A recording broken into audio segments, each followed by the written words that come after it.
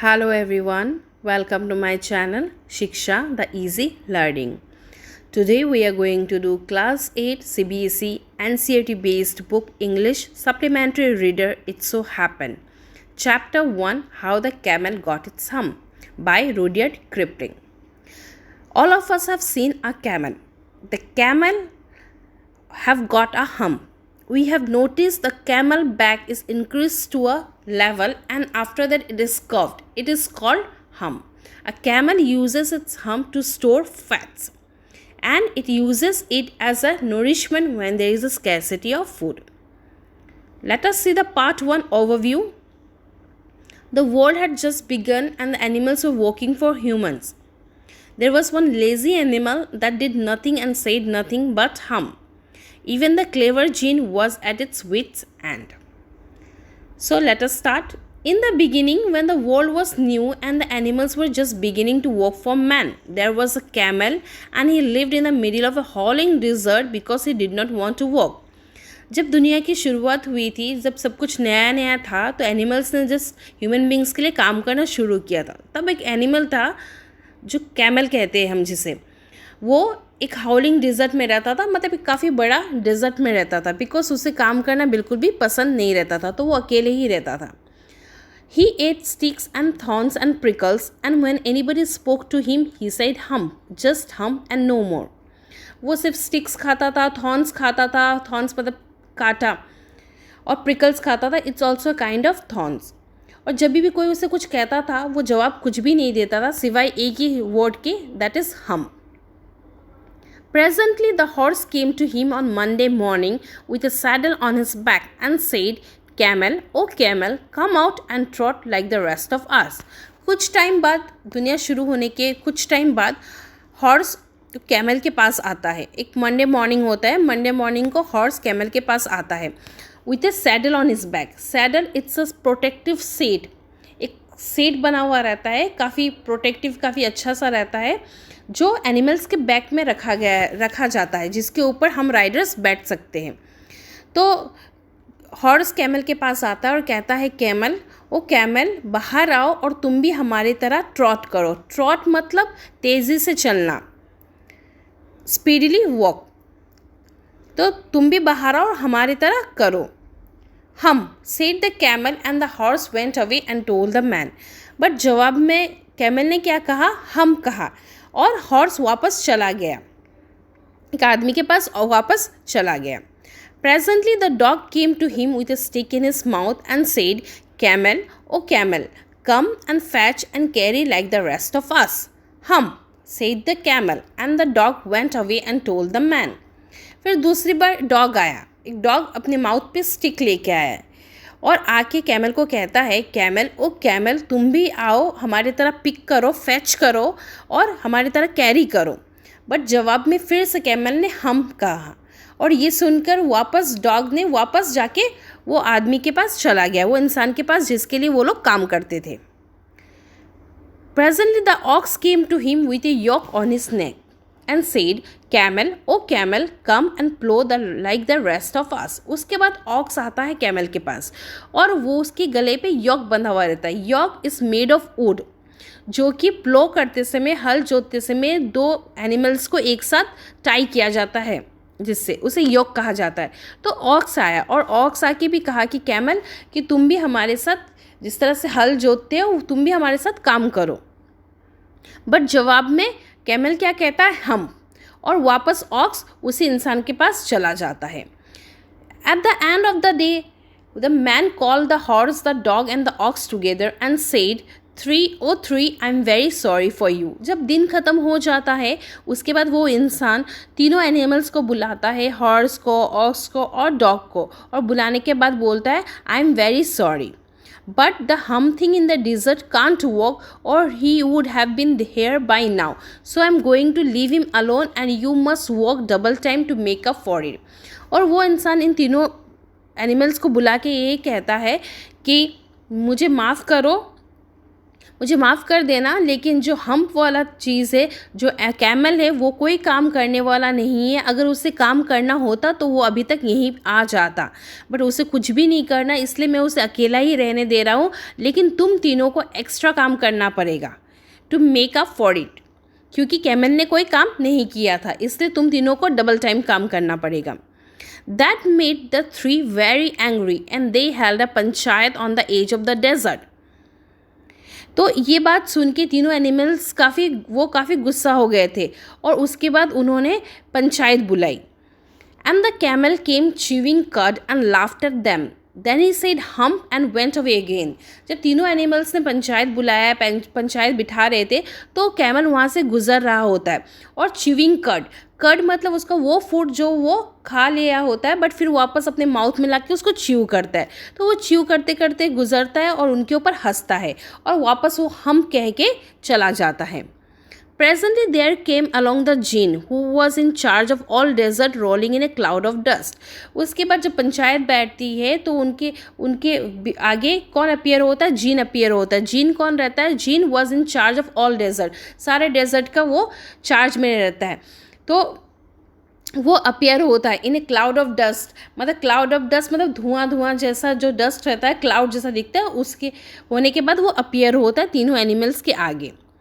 Gene of all deserts said the horse, is it right for anyone to be idle. उसके बाद जो horse रहता है वो जीन से क्वेश्चन करता है, क्या ये किसी के लिए भी खाली बैठना सही है? जीन जवाब देता है, सर्टेनली नॉट। जीन कहता है बिल्कुल भी नहीं। Well, said the horse, there's a thing in the middle of your desert with a long neck and long legs, and he hasn't done a stroke of work since Monday morning. He won't trot.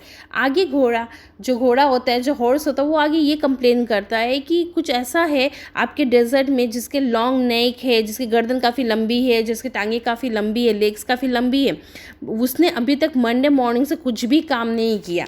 वो तो दौड़ता भी नहीं है, मतलब वो at least इतना भी नहीं चलता जितना कि वो नॉर्मल वॉक करते हैं, जिस तरह से स्पीडी से चलते हैं, वो भी नहीं करता है। तो जीन कहता है that's my camel, what does he say about it. फिर जीन रिकॉग्नाइज करता है, अच्छा वो तो मेरा कैमल है, तो उसने क्या कहा?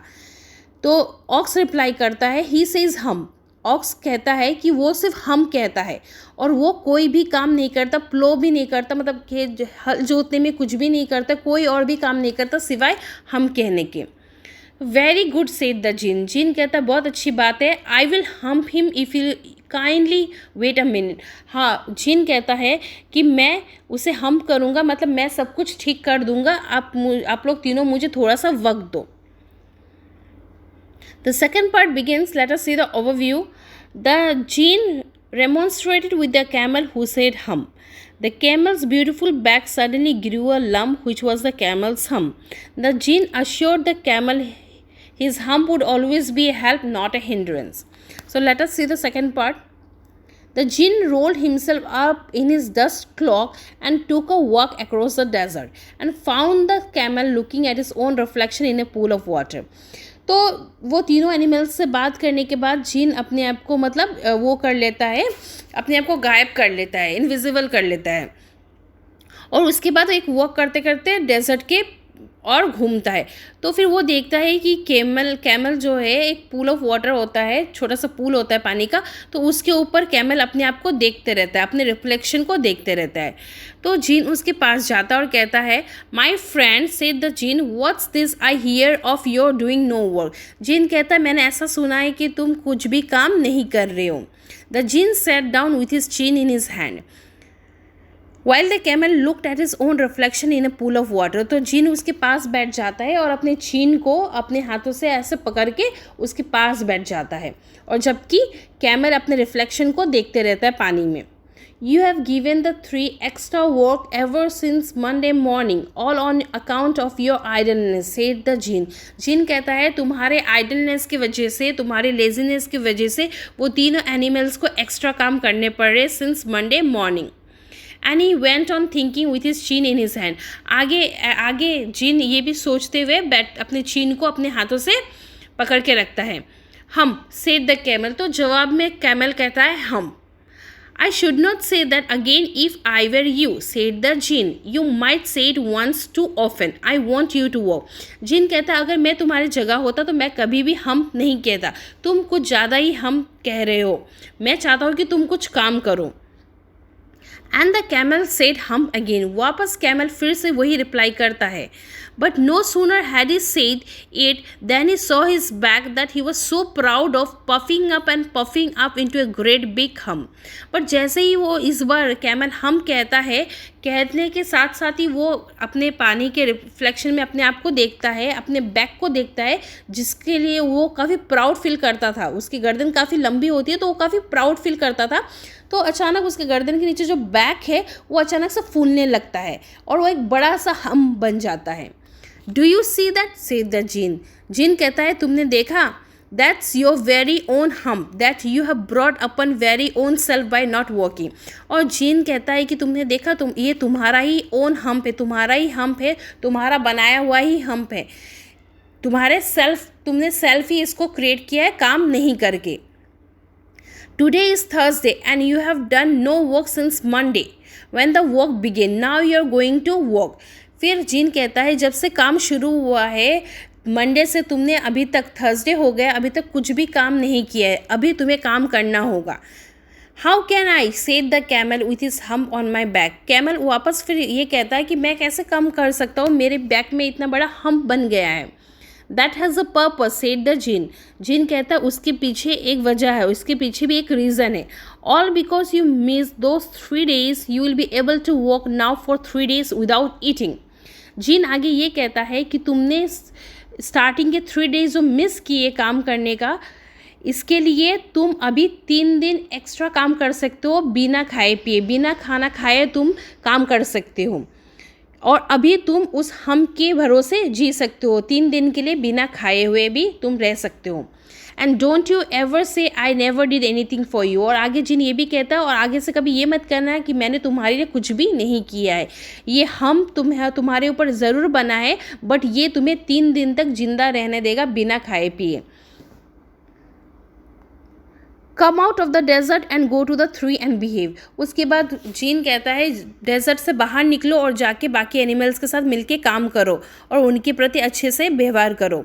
And the camel went away to join the three. उसके बाद कैमल आके वो एनिमल्स को ज्वाइन करता है. And from that day to this the camel always wears a hump but he has never yet caught up with the 3 days he had missed at the beginning of the world. और तब उस दिन से लेके आज तक, आज present तक कैमल के पीछे एक हम बनाया हुआ है स्टिल, क्योंकि आज तक उसने वो जो 3 days को पूरा नहीं किया. जो काम उसने मिस किया था the beginning of the world, वो अभी तक उसने पूरा नहीं किया है, इसलिए आज भी उसके पीछे एक हम बना हुआ है. And he has never yet learn how to behave. और आज तक उसने नहीं सीखा है हाउ टू बिहेव, किस तरह से व्यवहार करना चाहिए किसी के प्रति, आज तक उसने नहीं सीखा है. The lesson conveys one message to the students. The time is very precious and one should not waste your time. Use your time to the fullest. Once if the time goes, then at the end we have to work more harder and harder. So use your time in a proper way. Don't waste it. That's all for today. If you are new to my channel, please do subscribe. If you have liked any part of my video, do like, share and do not forget to leave a comment before you leave. We'll meet with a new video very soon. Thank you for watching. Till then, take care. Bye-bye.